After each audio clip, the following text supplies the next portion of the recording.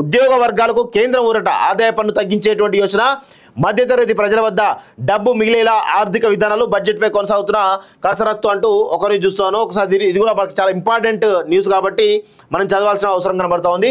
ప్రభుత్వం వచ్చే నెలలో ప్రవేశపెట్టిన కొత్త బడ్జెట్లో ఉద్యోగ వర్గాలు వేతన జీవులకు ఊరట కలిగించే విధంగా పలు నిర్ణయాలు ప్రకటించనుందని అధికార వర్గాలు అంచనా వేస్తున్నాయి.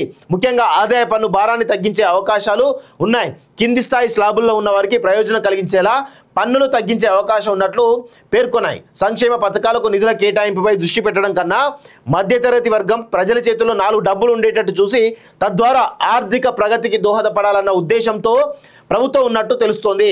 ఆదాయ పన్ను భారం తగ్గితే ఆ రూపంలో ఆదాయ సొమ్ముతో వస్తువులు కొనుగోలు చేస్తారని, దాని ద్వారా ఒకదానితో మరొకటి ముడిపడి ఉంటే ఆర్థిక కార్యకలాపాలు పెరుగుతాయని అంచనా వేస్తుంది. ప్రస్తుతం వార్షిక ఆదాయం 3 లక్షల వరకు ఉంటే 5% ఆదాయ పన్ను చెల్లించాల్సి ఉంది. అది స్లాబుల వారీగా పెరుగుతోంది. ఆదాయం 15 లక్షలు చేరుకుంటే పన్ను 30% పెరుగుతోంది. ఆదాయం 5 రెట్లు పెరిగితే పన్ను స్లాబ్ మాత్రం 6 రెట్లు పెరుగుతోంది.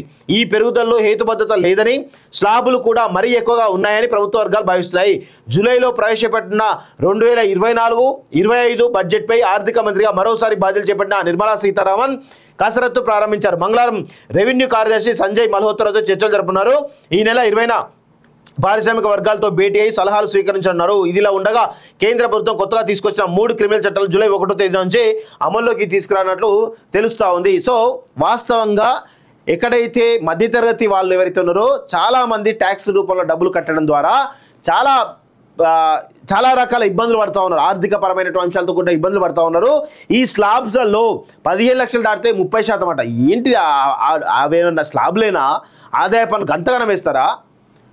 కార్పొరేట్ శక్తులకేమో ఫ్రీ హ్యాండ్ ఇస్తారు మీరు.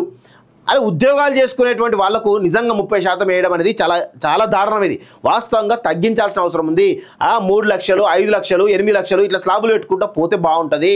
సో అంతేగాని ఈరోజు ఇంత ఇబ్బడిగా చేస్తా అంటే నిజంగా కూడా ఇది చాలా దారుణం అనే విషయాన్ని కూడా గుర్తుపెట్టుకోవాలి. చిన్న కంపెనీలు ఉంటాయి, చిన్న వాళ్ళు ప్రోత్సహించే విధంగా ట్యాక్స్లు మార్చండి. అంతేగాని పెద్ద కంపెనీలకు చిన్న కంపెనీలకు ఒకటే గాట కట్టేస్తే ఇబ్బందిగా ఉంటుంది కదా. వాస్తవంగా నిజంగా కూడా ఇలాంటివి సమూలమైనటువంటి మార్పులు రావాలి. ట్యాక్స్లు ఏవైతే ఉన్నాయో ఆ ట్యాక్స్లకు సంబంధించినటువంటి ఏవైతే ఆ విధానం ఉందో దానిపైన సమూలమైనటువంటి మార్పులు జరగాల్సినట్టు అవసరం ఉంది.